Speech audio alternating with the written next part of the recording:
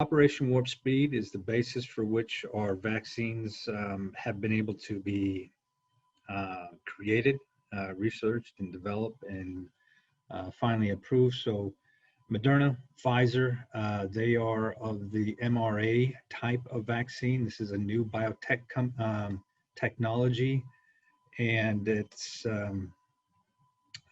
been rolled out, FDA approved, and rolled out to many people here in the United States, and is starting to make an impact worldwide right now.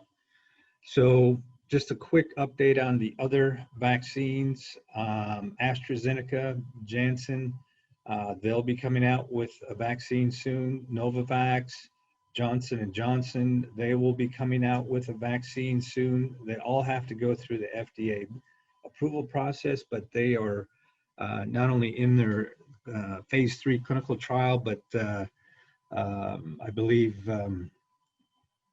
AstraZeneca is going to be presenting to the FDA here shortly, within hopefully by the end of the month. So we have two. There will be others on the horizon for sure, without a doubt. Now, the whole question now amongst everyone is who is eligible to receive the vaccine. And this has gone under several changes. However, the first two priority groups in phase 1 have been pretty well defined.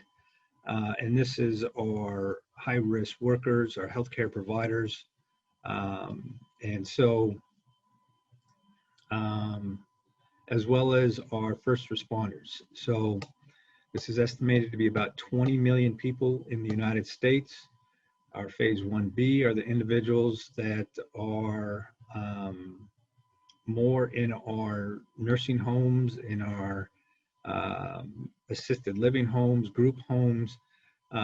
These are our elders, our individuals that have and are at high risk for chronic care, as well as contracting the virus. So they're estimated about 3 million people. Now, what's it may not seem like a lot, and they make up less than 1% of the US population, but they do account for nearly 40% of all fatalities in the country. Now, we're getting into this phase 1C, which delineates what the next high risk group is going to be. I have a few points to make on that as I go through. And then we have phase 2, which are high risk individuals, all other individuals and comorbid diseases. And then phase 3 is to the general public. So we have a long ways to go before we hit phase 2, but I do have some encouraging news from what we are doing at our agency. So first, let's go through some of the announcements.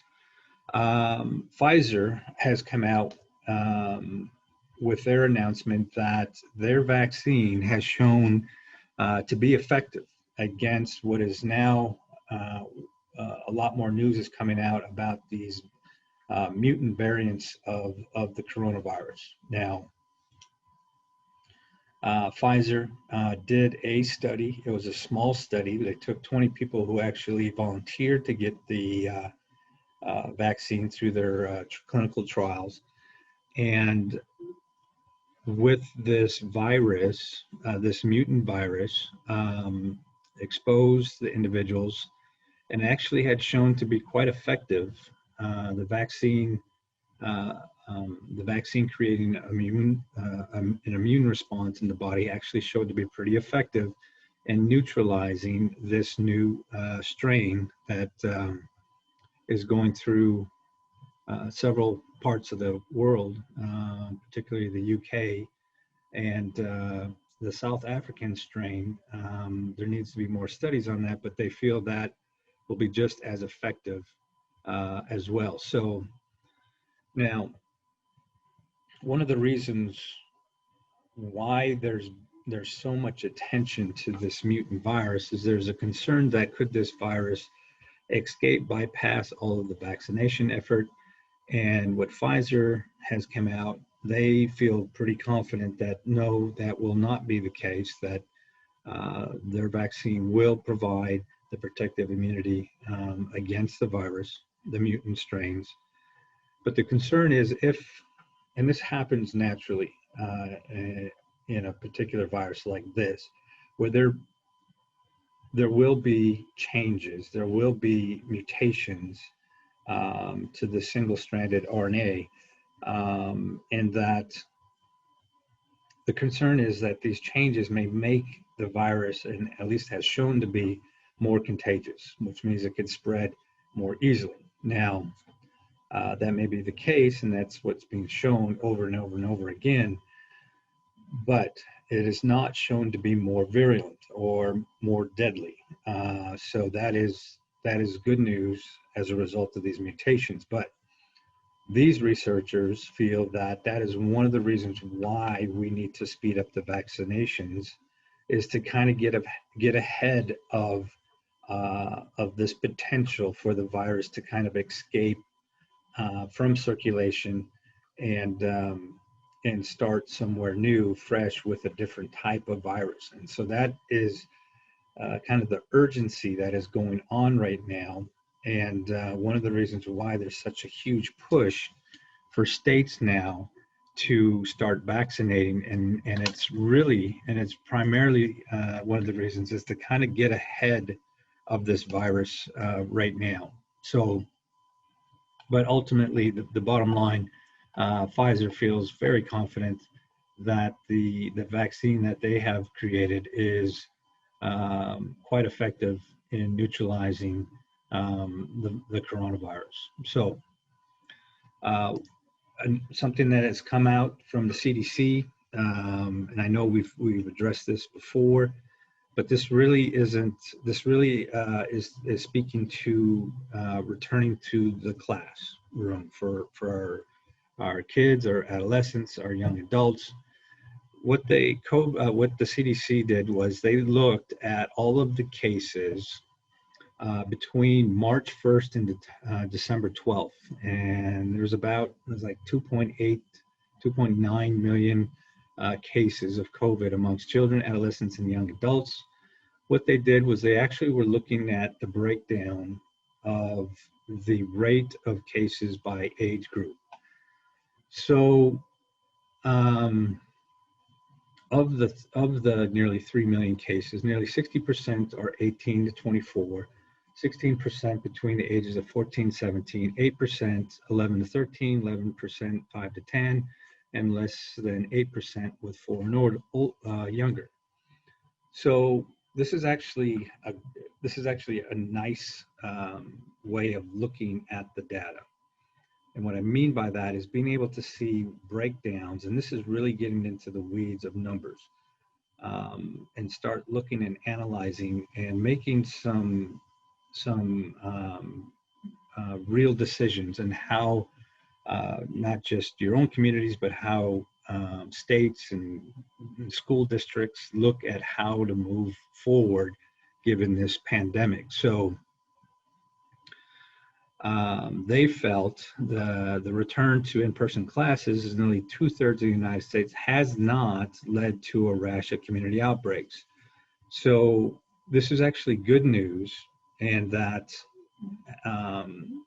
younger kids really make up a very small portion of coronavirus. We've known this. I've talked about demographics in the past, but this really kind of breaks it out into even to more finite age groups.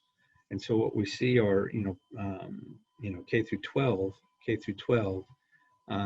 that these rates of infection are actually quite small, and it's only the middle age groups, 19 and older, adults that are more susceptible and more likely to get the virus than any other age group. So that was CDC. They came out with this study this week. So on the Moderna front, now there's two things that Moderna came out with their announcement this week, is that they're going to be able to deliver at least 600 million to as many as 1 billion with a B, doses of their vaccine this year. So the United States has purchased 200 million doses. They're going to enter into another agreement to buy additional vaccines. We're now seeing that the UK and the European have approved Moderna, which will be coming in the upcoming days, as well as being able to distribute to other parts of the world, other countries such as Japan, Israel, Canada. So United States was really the first to be on board with their vaccine, with Moderna's vaccine, and it's really starting to, its distribution is really starting to take off right now. And so that's important. There's been some changes with HHS. Secretary Azar came out and gave out some new guidelines that are starting to push out the vaccines, that this urgency that is going on right now to start vaccinating more and more people, that demand is starting to go up and up and up. In the very beginning, we're only talking about maybe 5-6 weeks ago, the general census was that people were not willing to accept the vaccine. Now that people have been seen to get it, and it's been shown and safe, and people are feeling more and more comfortable not only talking about the vaccine, but people who have demonstrated minimal effects of the vaccine. The consensus now is that there's more people wanting this vaccine now. So the problem has been supply. And Secretary Azar with HHS has decided to push the doses that they've been holding back into circulation. So now it is really now a race to get these vaccines out into the community and into the arms of people who want the vaccine. So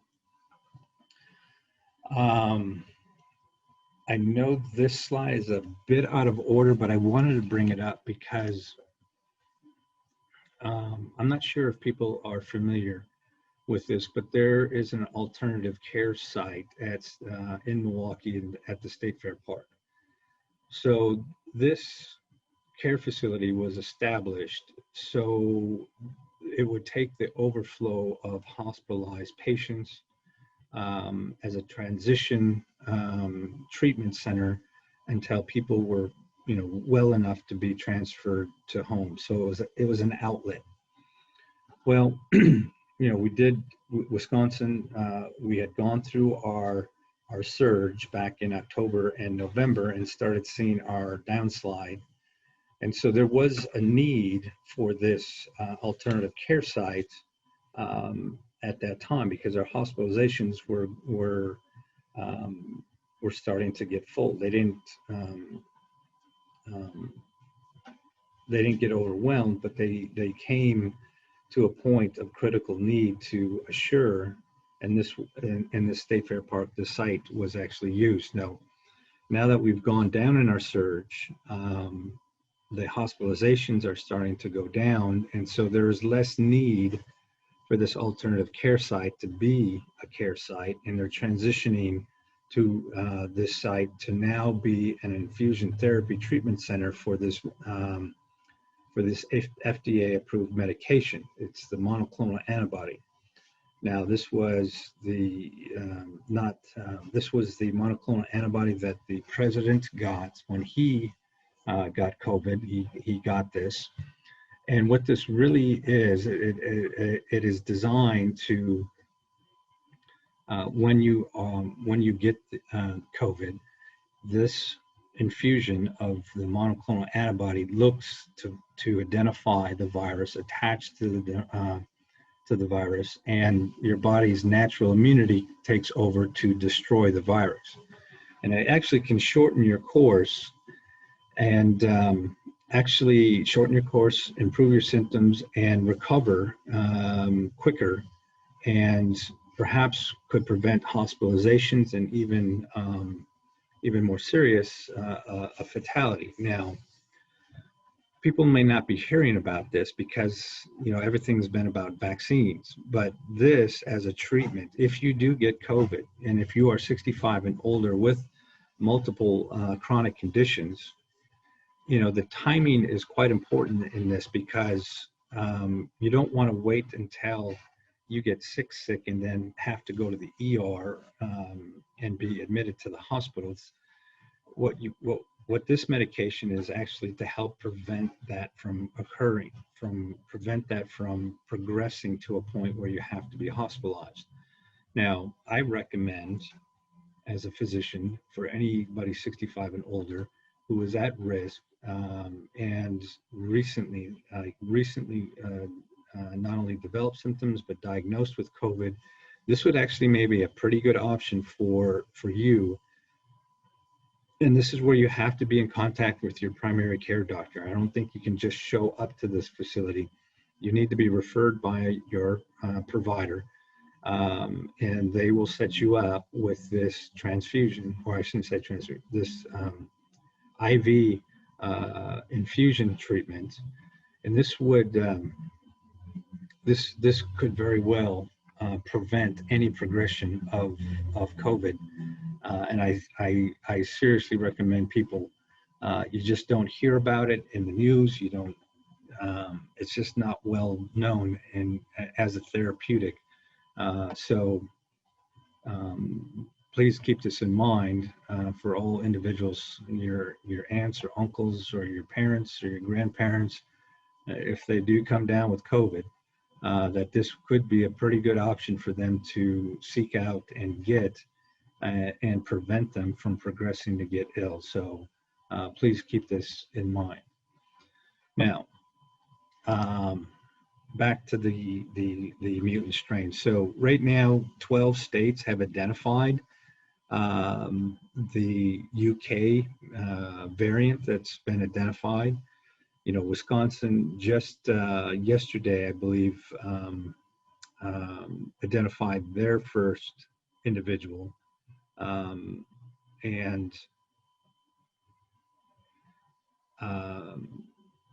Wisconsin's this was out of Eau Claire, Wisconsin. This person was identified. So other states have as well, from Maryland, Indiana, Minnesota, places here in the Midwest. We've also, some of these cases have no travel outside of the country. Some do have an associated link to travel from overseas, but it's about 50-50 right now. So other places, Connecticut, Texas, Pennsylvania, Georgia, New York, all have identified this new variant strain from the UK. So what has occurred overseas is definitely here, and it could possibly be transferred. We're kind of getting into that point where when COVID first started occurring, most of the cases originated out of China, then into Europe. We had people traveling from overseas back to the United States. We had our first case identified here in Madison. And then before it was like, hey, if it's just travel overseas, no big deal. But now that it's here, again, it kind of starts over this new transmission effect where you don't have to be from overseas to now be able to be transmitted and get infected with this new strain. So other places that have seen this new variant, Florida, California, Colorado. So again, this variant strain is now finding a foothold here in the United States. Getting back to Wisconsin. So there has been a huge urgency here in Wisconsin to get vaccines and start getting them into the identified essential people such as healthcare workers, nursing home. And so there is a cache of vaccine here. It is getting from the storage sites here to where they need to go and administering the doses. So now, as of Monday, over 151,000 people have been vaccinated, for at least with the first of 2 doses. And so now there's a huge push, and now there's more of an outline as to say who's in this group. So we've identified 1A, the 1B individuals coming out of Madison right now is looking at the individuals, the first responders, people 75 and older, K through 12 schools, teachers, correctional workers, and mink farmers. This is that 1B group that have been identified as the next wave of people to be vaccinated. So we know 1A is health workers, essential healthcare workers.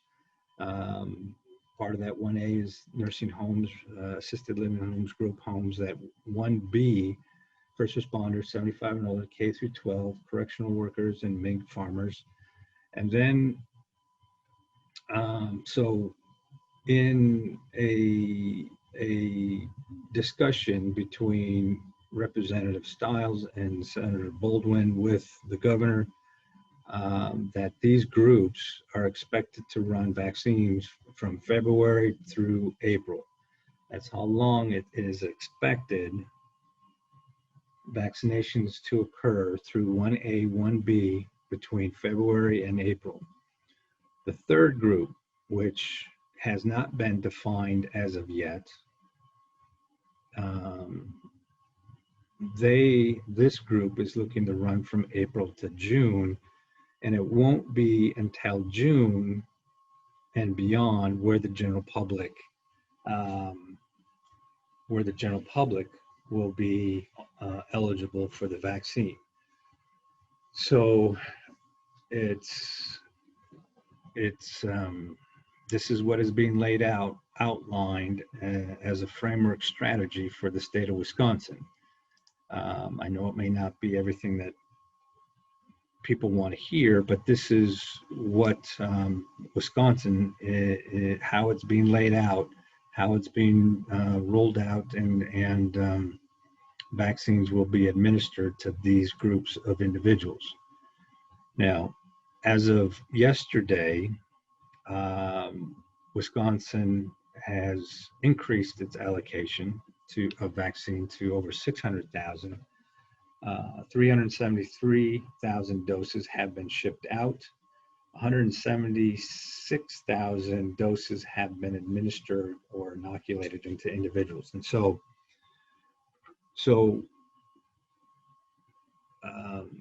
Wisconsin, over the past week, since a week ago I presented this, so in the last week, Wisconsin's gained 180,000 additional allocated vaccine doses. Half of those have been shipped, 90,000, and have been equivalently given out as well. So as soon as what we're seeing now is, at least here in Wisconsin, is whatever is being allocated, shipped to sites is getting administered as quickly as it is being shipped. So the rate limiting step is getting it not just out of Moderna and Pfizer's distribution centers, but out of the distribution centers here in Wisconsin and into individuals. So that's where we are here in the state of Wisconsin. Now,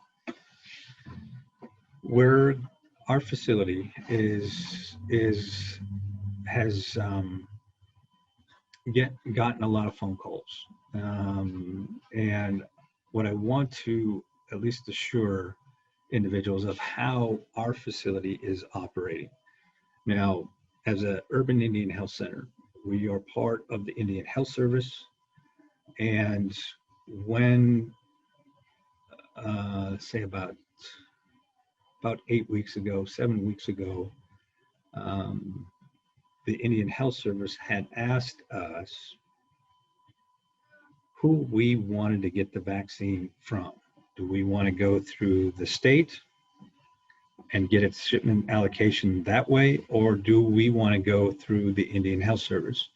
Now, I may have mentioned, if you remember, that I had announced that there are at least 5 federal agencies that the government was going to operate through, and allocating vaccines through these 5 major government agencies. Indian Health Service was one of them. And that was the route by which we decided to go through, was Indian Health Service. As a result, the government had come through for us, allocated a huge allotment to the Indian Health Service. And as a result, we were part of that distribution.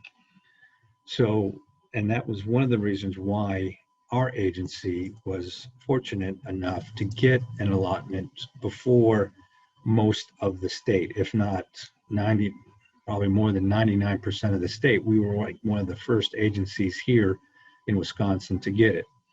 Now, IHS has put out guidance for us, and as a result of us getting allocations from IHS, we are following IHS guidelines. So IHS, in accordance and alignment with the CDC and their Prevention Advisory Committee on Immunization Practices, ACEP, this is the guidelines by which they are recommending us to follow.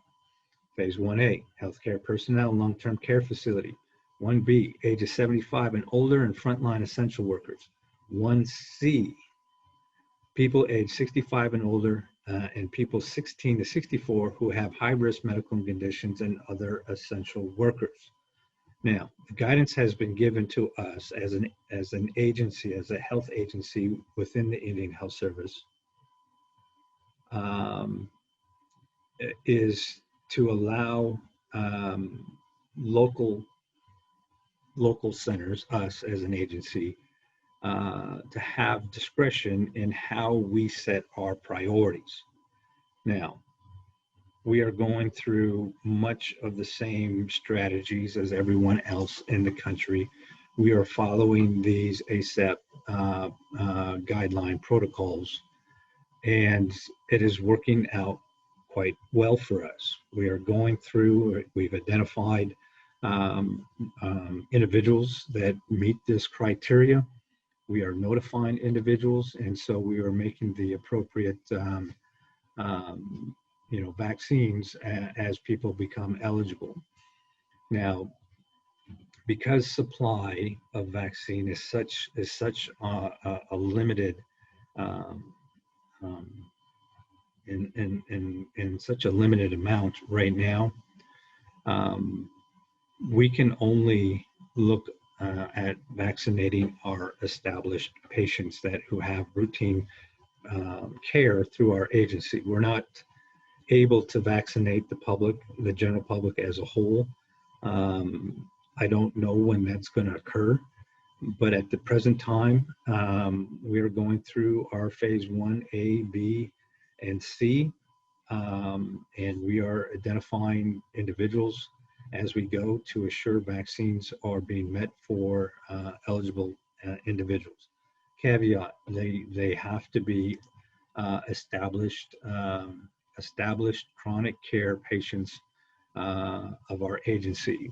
So we won't be able to accommodate anybody who calls us and just out of the blue asks for the vaccine. And if we offer it, because we just can't, we won't be able to do that right now. So, but when and if and when that occurs, you'll hear that from me directly. So with that, let's get into what's occurring worldwide and here in the United States. So 92 million cases worldwide, almost 2 million fatalities. We're closely approaching that. Almost 23 million cases here in the United States. There's been 269 million COVID-19 tests have been administered. 379,000 fatalities here in the United States. Here in Wisconsin, 513,000 cases, 480 of those have recovered, 5,248 fatalities to date. So when I talk about the Indian Health Service, for folks who are not familiar, we're talking about a health system independent and outside of the general public in private sectors. The Indian Health Service is made up of federal, tribal, and urban programs. We are one of those three. We are an urban program. So any testing that we do is conducted and reported to the Indian Health Service. As a result, all of these numbers throughout the entire United States get aggregated, and IHS has been able to report out how many tests have been done by area and how many total positive tests have been done per area as well. So to date, as of January 12th, almost 163,000 cases have been confirmed. And looking at the change in cases over the last 7 days, we have these numbers by area. What's highlighted in yellow is an indication of an increase or a trend increase in that area. And as you can see, we're looking at really the main areas of cases, that is Navajo, Oklahoma City, and Phoenix with the highest number of cases. And when we look at the number of cases in the past 7 days, 9,384 cases. Now, that's pretty significant, and it hasn't changed for almost a month now. The surge of cases in Indian country have been consistently high. They have been high, and there doesn't seem to be any major drop-off. What's driving the number of cases here in Indian country are the Phoenix area, is the Oklahoma City area, in the Navajo area. These are the three and have been the areas with the highest number of cases, and really driving more than 50% of the caseload right now that we're seeing throughout the country. Now, looking at the Indian health system, identifying how many cases by area. Below, I give out numbers that I've looked in the health department's websites, got the demographic of Native cases, and we'll just take the Bemidji area, over 9,000 cases. Wisconsin has over 6,500, Minnesota 4,200, Michigan 2,600. When you add these up, it accounts for 14,614 cases. That's 5,000 more cases than what the Bemidji federal tribal urban health systems are reporting out. So we know that natives are getting COVID outside of the health system, the IHS system, and into the public and the private sector. Same with the Great Plains and Billings. There is obviously a differential of cases. So we know not all natives live on reservations. So when we add up the Bemidji, Great Plains, and the Billings area, we're looking at 29,274 cases that have been identified through the Indian Health Service. But when I add up the numbers, aggregated numbers by state, by area, it equals up to 42,634 cases, or a difference of 13,000, or you could say there's 31% more cases occurring outside of the Indian Health Service. Now, as of January 12th, as I mentioned, almost 163,000 cases have been confirmed throughout the Indian Health Service. Looking at the differential of 31%, we can now estimate that at least 213,000 individuals have it, or at least a 50,000 person difference. Now, given the estimated population of American Indians and Alaska Natives in the country, we are looking at about 4.1% of the Native population has had COVID. Now, that's an estimation. It could be a little bit higher, a little bit lower. This is not including all of the asymptomatic cases, whether that be 10% more asymptomatic, 20%, 30%. If that is, this is not taking into account of that group. So if that's, these are just kind of straight estimated hard numbers that I know of. This number could actually be higher, which probably is higher. But this is an estimation. Looking at the Midwest, the region that outside of Wisconsin, we see that Minnesota now has more than Wisconsin. Indiana, Illinois has broken that 1 million cases, that 1 million mark. And Minnesota seems to be a distant fifth with 440,000 cases. So kind of interesting, 2 months ago we were talking about Wisconsin being number 2. Now they're number 4, and it looks like we'll be continuing to slide as time goes by here. Looking at the region, Bemidji area, and the number of Native cases in the state of Michigan with the 11 tribes, we see there's 2,624 cases. Of the nearly 60,000 identified Natives in Michigan, COVID makes up 4.3% within Michigan, 4.3%. If we look at Minnesota and the 11 tribes of Minnesota, 4,196 cases have been confirmed. There's an estimated 75,000 Natives in Minnesota. COVID has made up 5.6% of the Native population in Minnesota. Here in Wisconsin, and this is where the numbers dramatically change, 11 tribes here in Wisconsin, 6,555 confirmed cases. Of the 51,000 Natives here in Wisconsin, 12.7% of the Native population has now have now confirmed in the Native population here. So much different, almost twice as many cases as in Minnesota and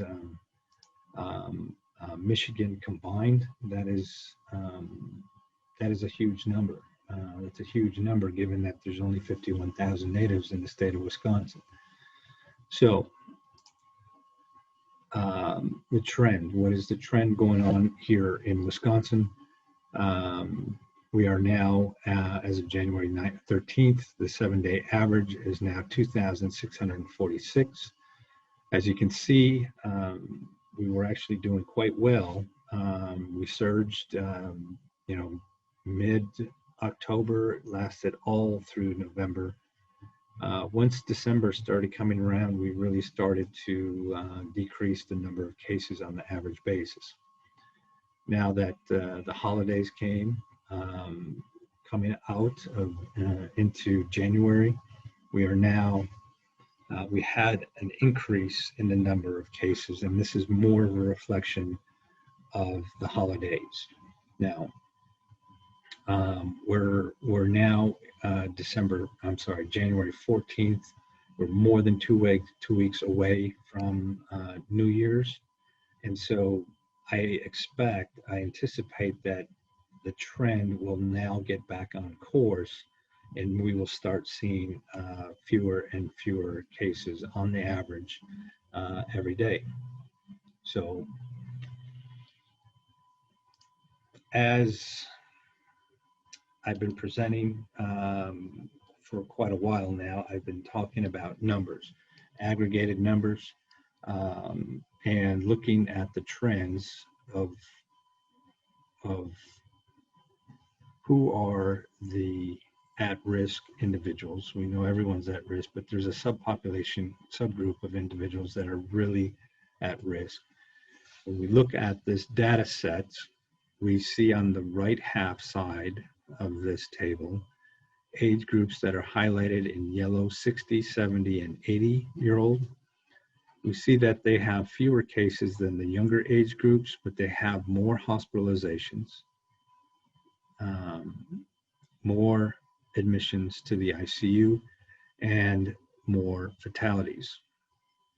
When we look at the number of cases in the last seven days, 18,523 cases, we see that the number of admissions in the last 7 days, 734. Well, of that 734, 69% of those hospital admissions are attributed to 60, 70, and 80-year-olds. Same with the ICU. Almost 90% of all ICU admissions are of this older age group. And the fatalities make up almost 97% of all fatalities are in this age group, 60, 70, and 80. So the reason why I'm bringing this, revisiting this data set is because of the criteria.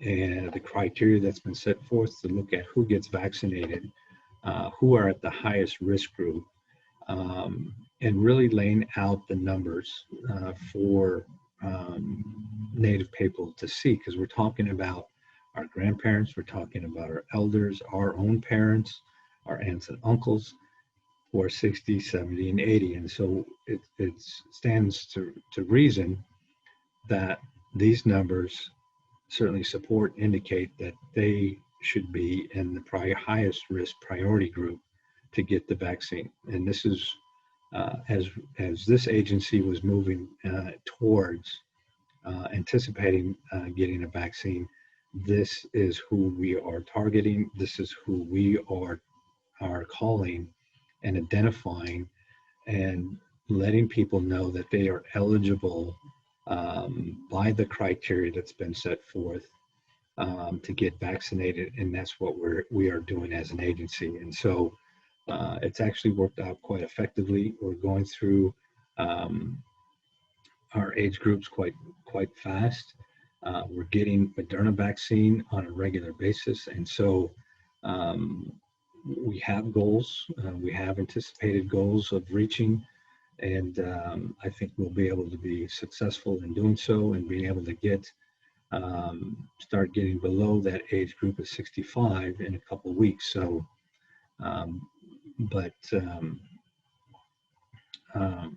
we're not going to be able to get to the general public as a whole. The supply for the vaccine is quite limited, and so as a result, we are limited in how fast. I would much rather be able to have this in huge supply and be able to give it out as fast as we can get it, but it's just not the case. And so this national campaign, it is going to be a tough one, because we're talking about over 300 million people that could ultimately be eligible. And as of right now, I think the latest number I heard right now was 11 million doses have actually been administered here in the United States. Almost 32 million worldwide, but 11 million here in the United States. So we've been at this for just about a month now, almost a month, and the vaccines are coming. They're coming faster now, but it is now, can we keep up with what they're supplying? And the answer is, at least our agency can. And it's going to be a process by which we can move through this as fast as we can, because believe me, I want to give people vaccines. I want to get people protected as fast as possible, but people need to be patient, and we will be able to get to people that are eligible. So one of the important points, particularly for natives in the state of Wisconsin, how and why this is so important.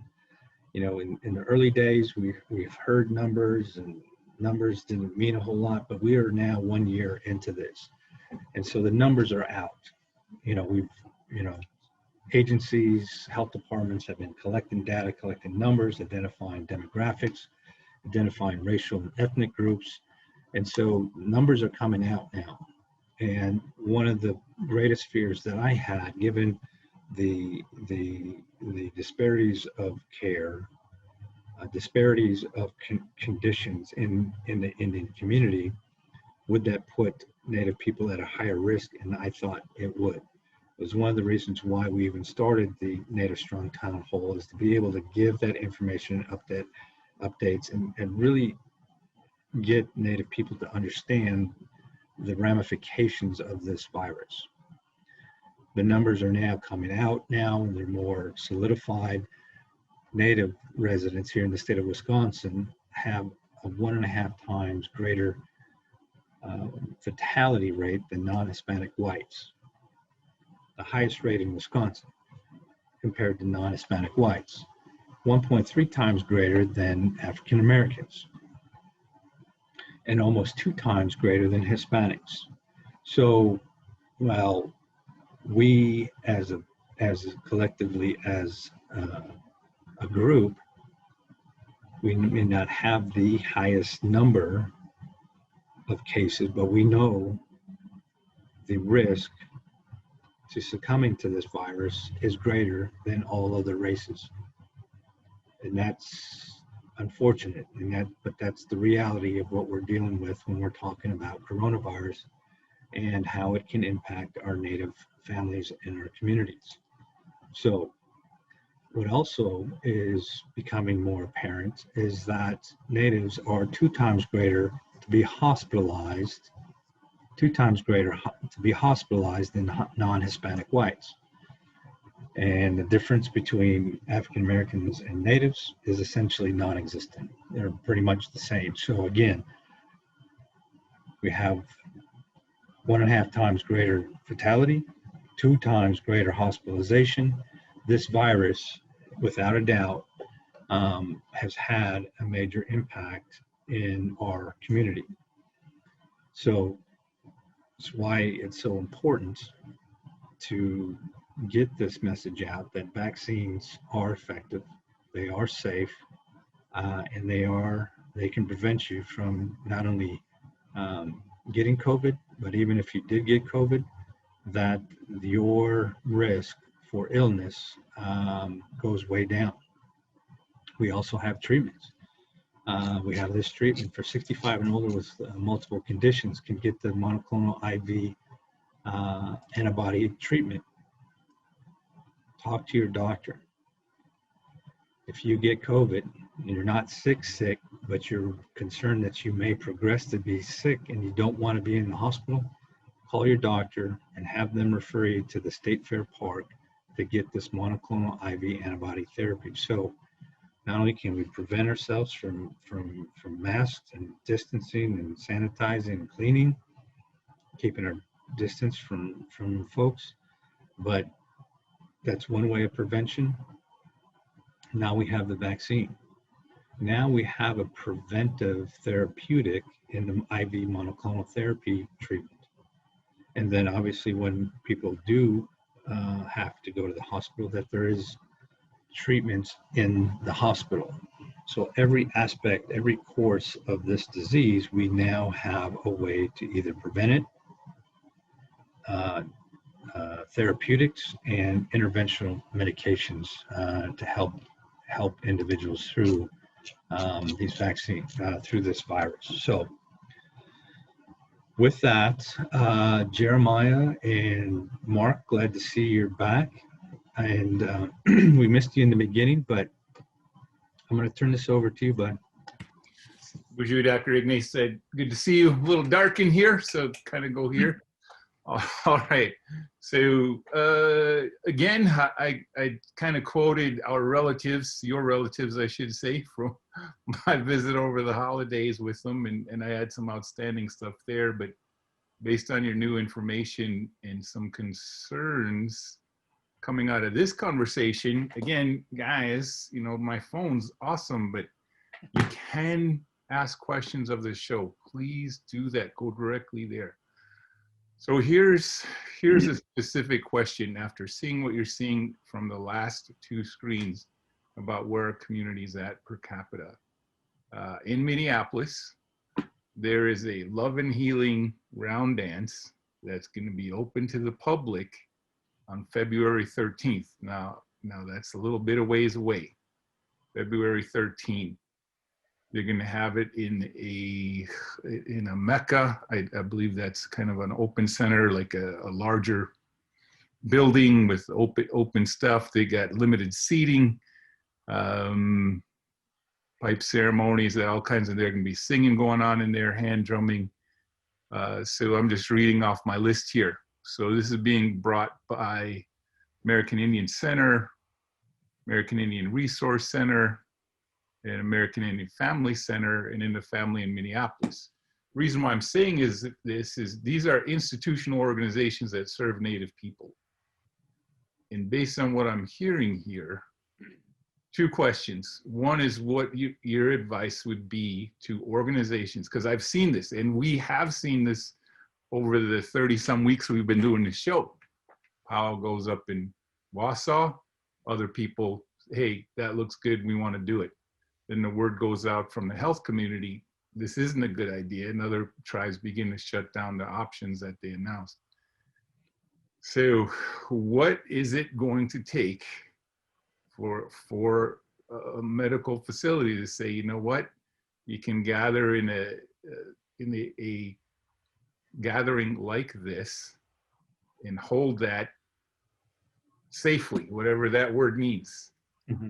Because we're seeing it 1 month from now, given the statistics you're saying, in open public, in a public setting, limited folks going to be there, but still it's being sponsored by Native organizations in Minneapolis. So I know there's other organizations going, hey, you know, we got a mental health issue going on in our community. I get it. Mm-hmm. But so I think I've given you a little bit of time to think about this question with two parts. When, at what particular moment can public events like this be open, and what standards need to be met? And what would you say for tribes thinking about doing their own powwows, gatherings, schools wanting to do this in the next month? I wouldn't recommend it. We're nowhere way out of where we should be. It's great that we are, you know, vaccinating people at the highest risk groups, but nationwide, the trend has been a lot of every state has their trending is, you know, above what they would like to see it. It's trending upward. I mean, on a 7-day basis, we're close to 1.7 million cases a week. And that's a lot. That was a lot compared to even like 5 months ago. So, and we've been at this 1.7, 1.8 cases per week for the last, since October. And so, and the vaccines are here, they're getting out, they're getting into people's arms, which is great, but we're not close. We're not, let me put it this way. I'm thinking summertime. I'm thinking June. You know, it's slowly coming out, more and more experts and discussion about when can we anticipate things to get better. And right now, I'm looking at summertime. Just given the rate at which we are giving out the vaccine to individuals, it's going to take some time for us to even get to 50 and above. And so there's this other concept. I think, I brought it up, several months ago about herd immunity. Herd immunity is that threshold of infection. Once you reach that peak, that it becomes, once you get to a certain level, it becomes harder and harder of the virus to replicate and spread within a community, because either that rate of the community has either gotten the virus or they are immune by vaccination. Some are estimating, 6 months ago it was about 60%. Now they're talking 70. The latest number I've heard is even 80% of a community needs to either have had it or immunized by vaccine before the virus starts to plummet and become ineffective. At the rate we're going in terms of infection and immunization, we really won't see this trajectory of infection starting to go. We may see it now, and it may slowly go down, but before it may be until May or June where we would see that, where I think people collectively as a whole would feel more comfortable congregating and getting together in more public settings, in more public events. So the next question here is, because our population does travel quite a bit between reservations, different cities, that kind of thing. My question would be, is there a consortium of urban Indian health centers in the Midwest that meet and can give advice to nonprofits like the ones I'm seeing in Minneapolis to say, you guys, you got to think about what you're doing here. Mm-hmm. And here's some medical advice from science as to what needs to be done, meaning that 60 to 80% threshold you're talking about. Is there any such of an organization? Because I know, the reason why I'm asking is, I know in Milwaukee we have singers, and they're going to head to wherever they can sing. So they're going to head there. So any decision in Minneapolis doesn't implicate Milwaukee or its singers, nor Menominee or its singers, nor Oneida and its singers. So just throwing that out there as to what your open thought about that is, because I'm just a person. I can say, hey, this is what I heard on the show, but I think there are our fellow nonprofit chairmen, Native organizations that need to hear this, but they need to hear it probably from a consensus of respected people in their own communities. So do you have any outlets for that? So in the Bemidji area, Wisconsin, Michigan, Minnesota, Illinois, so each one of these states has an urban health center. We're the only one. Milwaukee, GLIC is the only one in the state of Wisconsin. Minneapolis has one, Chicago has one, Detroit has one. So my advice for any organization, Native organization, profit or nonprofit, looking or seeking out, protocols or safety approaches to maybe hosting an event or having some type of gathering, just call them up. People are reaching out to you, asking through you, I guess, to me, what can we do? And I'm hesitant to give you any, solid advice that it's okay right now, because, it's still, it's not, we're not quite there yet. Even though the trend may be coming down here in the state of Wisconsin, I don't know. I mean, I know numbers from Minnesota. Illinois has always been high. Michigan, Indiana have been trending upwards. So we know, the Southwest and Phoenix, New Mexico, Utah, Colorado, Oklahoma, Kansas. I mean, these are just high cases occurring. So until there are more people vaccinated, or those trends really start plummeting, would I recommend any type of pretty much status quo right now until we start seeing those numbers really coming down. Good. Jeremiah's on the phone here. I think he's, and I understand you've been getting a lot of calls. I think Jeremiah's questions that I'm looking at on the screen are probably reflective of some of the questions that you've been getting at the center.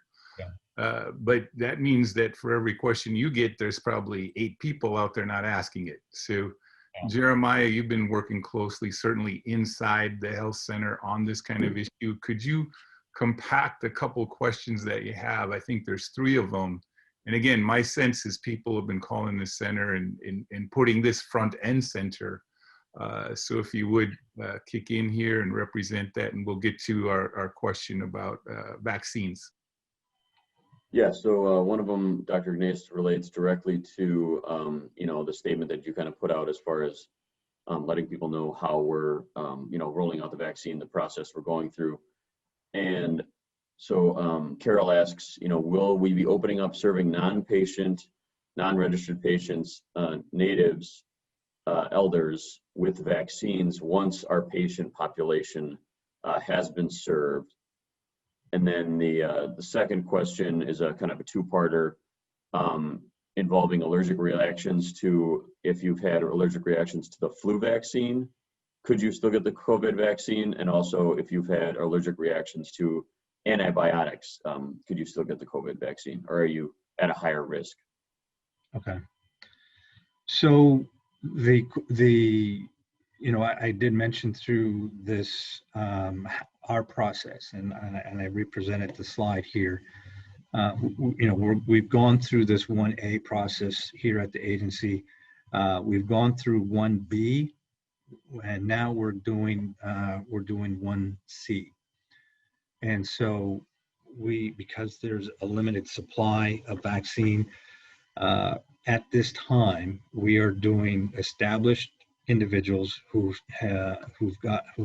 get their care through our agency.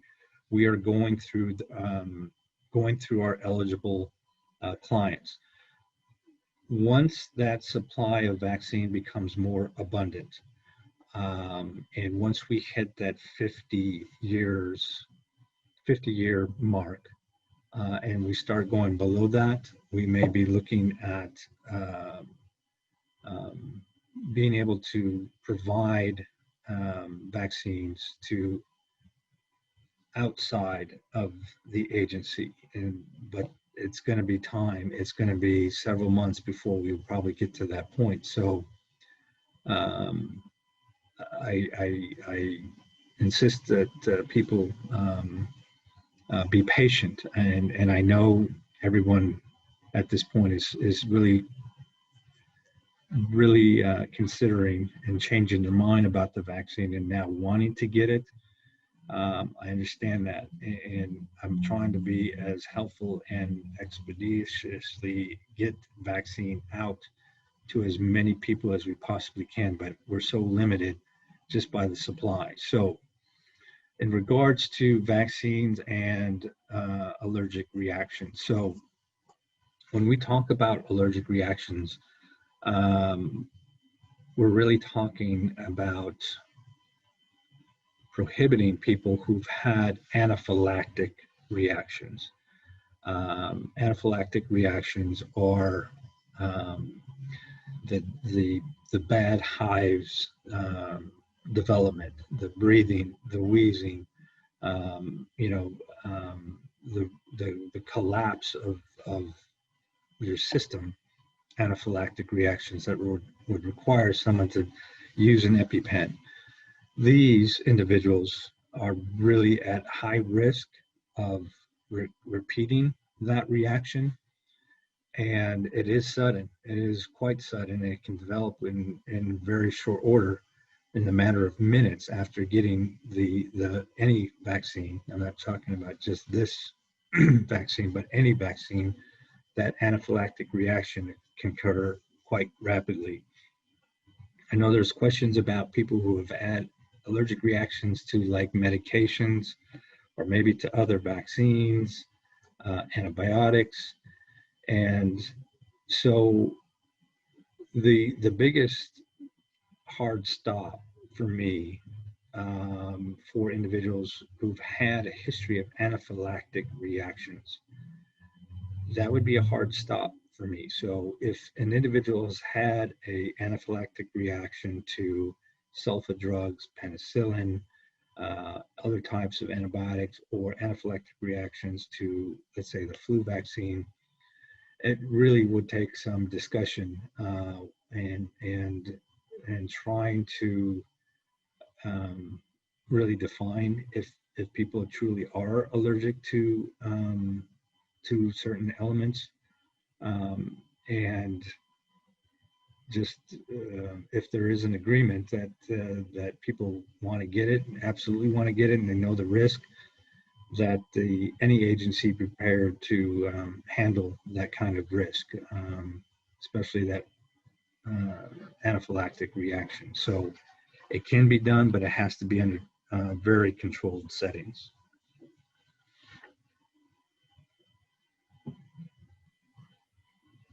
So, Dr. Ignace, the next question is about the process of getting vaccinated.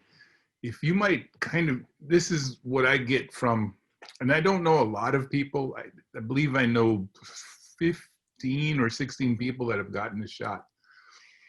So a couple people, interestingly enough, don't want to admit that they got the shot. Because they think, you know, the social people that we are, they think there's other people that should have been lying in front of me that should have got it. I think you probably, being the first one to get this shot, had a similar thing happen in your mind, but can you kind of talk people off the ledge that when they get the call and they get the shot, we know that it's social, you know, approval is important, but you know what went through your mind when you're going to go into there, you're going to get a shot, you know, other people that probably they need to be in there before you, but yet this is how it's going to go down. So you know, what led to your decision, and why should people say, you know what, I got the shot and I'm going to own it, and I need to do that? You know, I've had this discussion a couple times, and it really goes back to why we even started this Native Strong, and it really was about having that native to native interaction, where not just being able to provide information and thoughts and information and getting people updated, and really getting people on the path to understanding not only their own risk, but how they could help protect others. Well, you know, there's a couple parts to why I decided to get the shot as I did. One is, as a public health person, I wanted to at least be an example, and being able to demonstrate, even if it was on live Facebook, I have no problems with that. But being able to at least demonstrate and show that this is safe, and you know, putting any fear aside, that this is something that was and needed to be done as a Native person, as a Native physician. I also wanted to show people that as a provider, or their healthcare provider, that would have taken the necessary precautions in not only preventing myself, but that to really reduce people's concern or fear over the vaccine. And I wanted to be able to show that I am really just like everyone else. But at the same time, Native people need to have and trust or belief, or at least in faith, that that there are other people like themselves willing to take this vaccine. Yes, it's being new, developed fast, but as I said, I've been talking the talk. I wanted to walk the walk. In order to do that, I felt it was important, for all the reasons I just mentioned, that not only that I get the vaccine, but I actually show it in the manner in which I did. So the next question would be, some of this stuff I hate bringing to you, but it's native. All right. So here it comes. One of the hesitations to get a shot was the observation phase. One guy said, last time I got observed was going through I won't say the town, but a cop followed me through town, and that's what they think of observation. Can you, and this is going to occur to a lot of people, but to native people out here watching this, you get what I just said. Yeah, so someone's going to observe you, all right? So can you tell us, one, when you vaccinate people, who do you report the names to? Okay, this is serious. And second, what does observation mean for medical folks, and who's in that room, or what's going on when someone's kind of, are they looking at you, are they staring at you, are they, what goes on there? So those two questions are embedded with each other, right? Yeah. So let's just go through the process. So, with anybody who's gone to the doctor, you fill out some paperwork, you identify who you are, you give out contact information, you give your history on these papers. No different than any other time you'd go to a doctor. Your name and your information as far as who you are does get reported out to the government saying, yes, Mrs. Jones, Mr. Smith, they got their vaccine on this date, blah. And that's really all it is. They just want to know age and who actually got it. So once you do get the shots, what we have done is we've taken that particular individual to a waiting area, and we have coffee or cookie, and you can watch TV.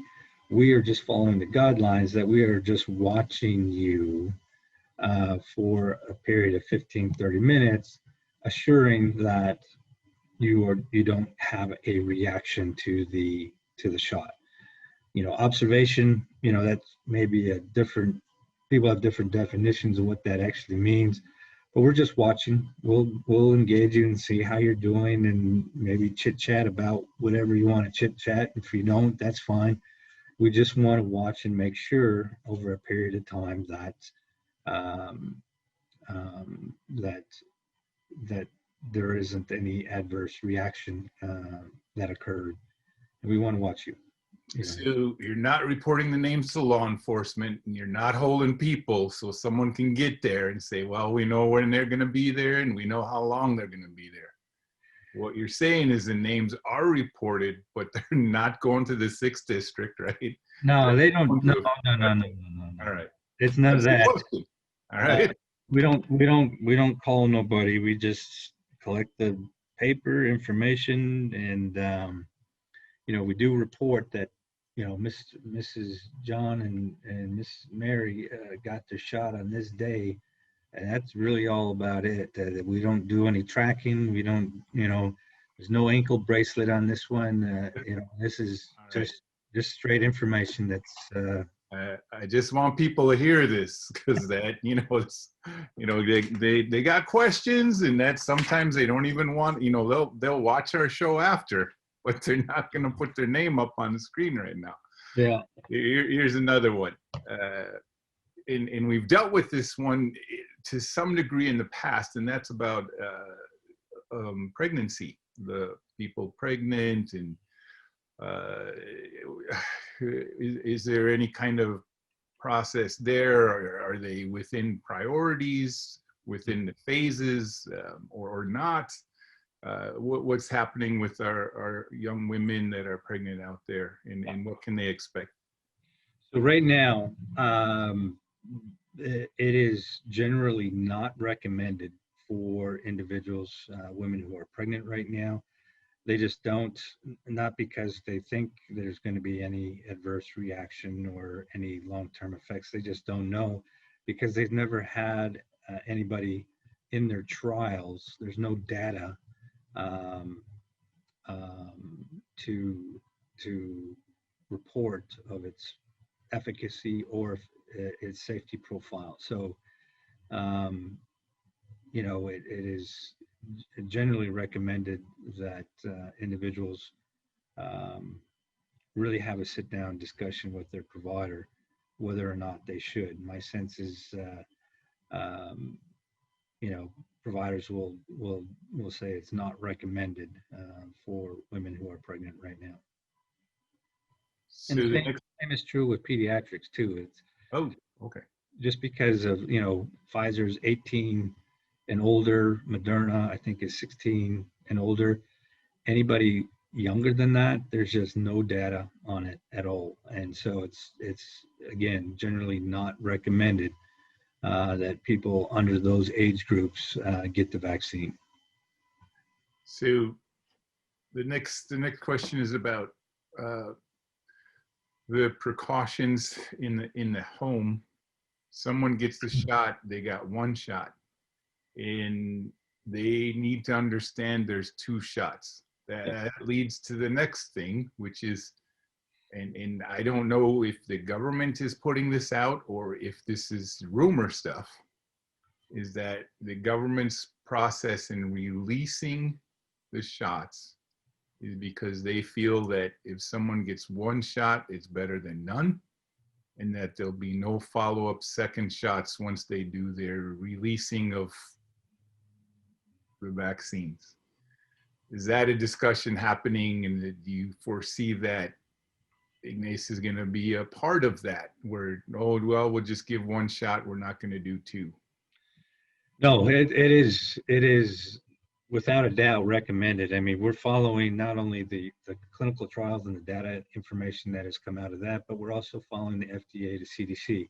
They both are strongly in agreement and recommend that that you stick with the two shots, whether it be Pfizer or Moderna. You stick with the two shots. We do know that one shot, I guess you could say, is one shot is better than nothing. But when you start looking at preventative approaches here, and I don't know if people may have remembered when Dr. Redfield, director of the CDC, came out, that if a vaccine came out and said that it was 50% effective, that he wouldn't get it because the mask was actually better than the vaccine. Well, we know now that Pfizer's, after one shot, that people can have about 50% protective immunity. But that's no better than the mask itself. It's only when you get the second shot is when your immunity really ramps up 90 plus. And so you want that second shot. Otherwise, you would have a incomplete vaccination series, which wouldn't benefit you at all. I mean, I shouldn't say at all. It will prevent you some level, but you won't get the full impact or that 90 plus 94, 95% protective immunity unless you get that second shot. The caveat here is there are other vaccines that are coming out that will only be one shot.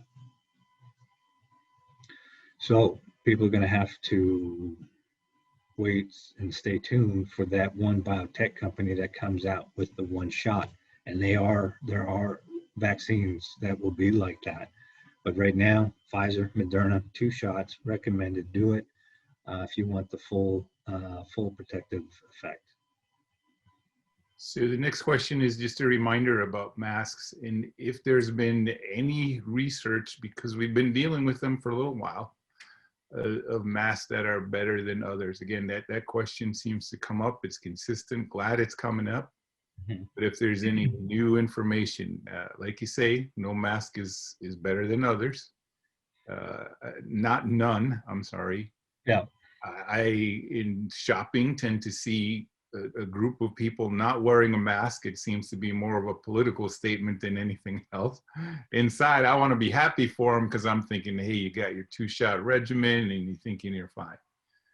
But the more people are beginning to see more and more people without masks, and there's this weird idea, the more they see it, the more empowered they feel to not wear them. So again, just this may be a positive note for everybody to be wearing them. And second, if there's any new information about what mask might be a little better for than others. So, kind of getting to this, we are in that phase of getting people vaccinated. And just because now with Pfizer and Moderna, you get 2 shots. Now, when you get your first shot, it's not like you can go and burn your mask and everything is all good and you're got covered. That's not how this vaccine works. You get a shot. It takes at least 7 to 10 days for your body to effectively respond in creating the immune response that you want. So you have probably heard and read and seen that individuals who've gotten the shot have gotten COVID, and that can occur. Your body hasn't had time enough to develop an immune response, and so after 10, 14 days in Pfizer, we've seen people, by blood tests, by their clinical phase trial, that they were seeing people develop an immune response between 10 and 14 days, up to a level of 50%. It wasn't only until they get the second shot where they got up to 94, 95%. Now, between day 1 and that second dose, even after you get the second dose, it's not like you're going to all of a sudden shoot up to 95%. It's going to take another 7 to 10 days after that second shot for your body to respond in the affirmative of that 90 plus level. And so there shouldn't be no mask wearing until, well, at least 10, 14 days after your second shot. So we're talking about a 6-week period after your first to when you will have that full protective immunity. So don't feel like getting your shot, you're good to go. That's not the case. Even after your second shot, you're not good to go. Wait at least 10, 14 days. I would recommend that you continue to wear your mask, but again, that highest level of protection is going to come 10 days after your second shot. So the last question is, this one's my own, is with all of the attention on COVID-19 publicly, is there something out there going on that moms and dads or the common person out there should really know about that's happening medically that could be an issue, either coming soon or is already here? Example being, we're paying attention to COVID-19, the mutations within the virus. Is there something growing around other flus or other things that, hey, your family, you might want to medically be paying attention to this other thing here, which it might even be folks are missing their regular appointments to get a regular medical checkup because they've been put it off. So just kind of a thought about that, words to that. That'll be my last question for today. And you got the last word. We're at that 4:30 place, but just if there's other concerns out there we should be thinking about, knowing about, because all of our attention just medically in that field we've been on this virus, but is there something we might be missing and we need to pay attention to? So I think up until the vaccines have actually shown up, my sense is people have tried to maintain their level of health. Let's say if they have diabetes, high blood pressure, or cholesterol. My sense as I talk to individuals is that they want to do right. They want to maintain their health. The biggest obstacle and barrier right now is getting preventive testing done. whether that be colorectal cancer, cervical, mammography, you know, just even the most basic and routine of blood draws. You know, it's been so difficult. It's been so difficult for people who that would feel comfortable enough to go to a center to get, you know, all of these preventive things done. The vaccine, now that it has arrived, and, you know, when we talk about preventative aspects, preventative screenings, we're really talking about the individuals that are 50 and older. And now that the vaccine is here, you know, 50 and older people who get these vaccines should have a better sense or a relief, or feel more comfortable that all of the preventative things or blood draws or even going to see your doctor,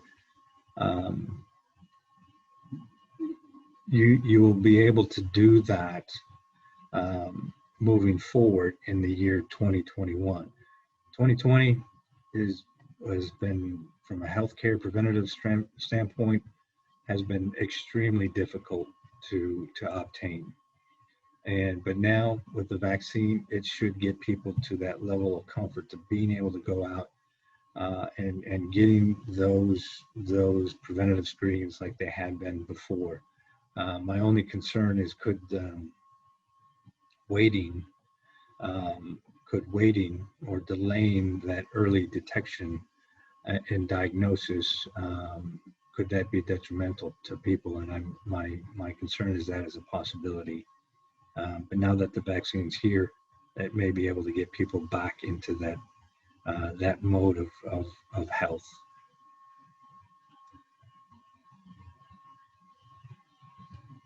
Dr. Ignace, thank you for all of these kind of, I know these questions are coming from left field, but I'm sure there's not much you haven't heard. And they are all also on people's minds. You know, a lot of our native house do have insecurity around reporting to government. You know, they have somebody in their lives that, you know, they don't have papers, so to speak, or they do have papers, one or the other. And another government agency, that hand reaching into that home can be a dangerous proposition. You know, loss of income, certainly loss of a life partner, or maybe even scared for their kids. You know, so these questions to those that don't know our community might be kind of amusing out there, but they're real, you know, and they're real concerns, and they can get in the way of making a difference in someone's life of being healthy or not. So thank you for having a good sense of humor about it, but I know you get it. All right. No, this is really about just head counts. I mean, you know, just head counts, and there's no reporting of any other nefarious stuff behind the curtain here. This is purely, if you were a math person, it's just about bean counting right now. So, just tracking people for allergic or reaction side effects. That's what the public health approach. There's no other thing going on there. So, all right, everybody, you heard it here first. Dr. Ignace, you can quote him. Get your bean counted, even if your bean's as big as a squash. That's all right. Little pumpkin heads out there. So, Dr. Ignace, you have the last word, and thank you again for a good show. Waving my hands, and personally, I screenshotted your images on the transmission and what's happening with our older people, because it is an important discussion that we here who are listening to this program get this information out to our community nonprofit leaders. They need to know it, because I can see it. I know they're having these discussions right now of, oh, hey, let's have that powwow. We're gonna have that graduation. We're gonna do this. And these discussions are great to have, but they seem a bit premature. So you have the last word, Dr. Ignace, and thank you again. Yeah, we're at a point now in our communities, our Native communities, that we have probably the early aspect of getting vaccines before even the general population as a whole. And we've seen numbers, I've shown data indicating, you know, these high levels of hospitalizations and severe illness. I'm trying to be as straight as I possibly can with people. I do recommend getting the vaccine, and there's going to be a call. You're going to get a call one day saying, hey, we identified you as being an eligible person for the vaccine, and it's going to come. Someone's going to call you and ask you, do you want to get the vaccine? I would strongly recommend that you take that call and get your vaccine. It could make a world of difference for not only yourself, your family, your relatives, your community, your tribe. It is that important right now. And if we're looking at trying to get back and doing what all natives do in our traditional and cultural ways, this is going to be the fastest way to get there. And so I'm glad you were able to stay and listen for the whole discussion, as well as all the dialogue that went along with it. Until next time, everyone stay strong.